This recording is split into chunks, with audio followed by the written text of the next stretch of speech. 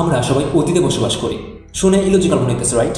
But আমরা যদি light বা আলোর কনসেপ্ট এখানে আনি, দেন ইট উইল মেক সেন্স। কিভাবে? Let me explain. আমরা জানি আলোর গতি হচ্ছে সেকেন্ডে প্রায় 3 লক্ষ কিলোমিটার। আর যেহেতু আলোর গতি নির্দিষ্ট, তার মানে অবশ্যই এটা ভ্রমণের ক্ষেত্রে একটা নির্দিষ্ট সময় অতিবাহিত করবে। এটা আমরা সকলেই জানি। আমার সামনে যদি কোনো বস্তু থাকে, তাহলে আলো প্রথমে সেই বস্তুটার উপরে এসে পড়বে, দেন সেই বস্তুটা থেকে রিফ্লেক্ট করে আমার চোখে আসবে, এন্ড দেন আমি সেই বস্তুটাকে দেখতে পাবো। তার মানে যতক্ষণ না আলো সেই বস্তুটা থেকে আমার চোখে আসছে, আমি ততক্ষণ সেই বস্তুটাকে দেখতে পাবো না।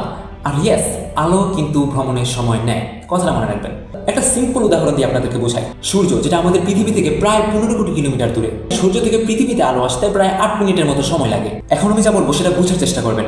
আমরা এখন যে সূর্যটাকে দেখতেছি আকাশে, সেটা বর্তমানে সূর্যের অবস্থা প্রকাশ করে না, কেননা সূর্য থেকে আলো আসতেই 8 মিনিট লাগে।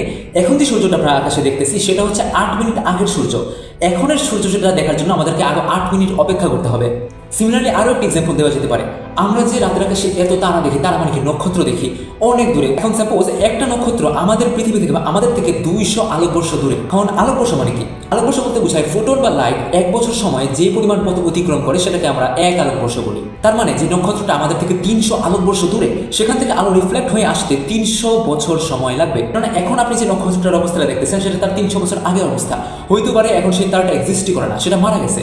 অ্যান্ড দ্যাট মিনস আমরা যা কিছু দেখতেছি, সেটা সেই বস্তুটার কিছু সময় আগের অবস্থা। বর্তমান অবস্থা দেখবো আমরা কিছু সময় পরে। অ্যান্ড আই হোপ আপনি কনসেপ্টটা ধরতে পারছেন। বাট ভিডিও শেষ করার আগে আপনাদের একটা কোশ্চেন করে যেতে চাই আমি। যেমনটা আমরা জানি, আলো বা photon, they don't have any mass, তাদের কোনো ভরই নাই। তাহলে কেন আলো ভ্রমণের ক্ষেত্রে একটা নির্দিষ্ট সময় নেয়? কেন আলোর গতি 3 লক্ষ কিলোমিটার পার সেকেন্ড? সেটা তো অসীম হতে পারতো, কারণ আলোর তো কোনো ভরই নাই। এই কোশ্চেনটাকে ইগনোর করা উচিত হবে না। আপনার যদি অ্যান্সার জানেন, তাহলে কমেন্টে লিখে জানান। অ্যান্ড হ্যাঁ, ভিডিও যদি ভালো লেগে থাকে, তাহলে এই ভিডিওটি আপনার ফ্রেন্ডদের সাথে শেয়ার করতে পারেন। একটা ইন্টারেস্টিং টপিক ছিল। And yes, follow for more.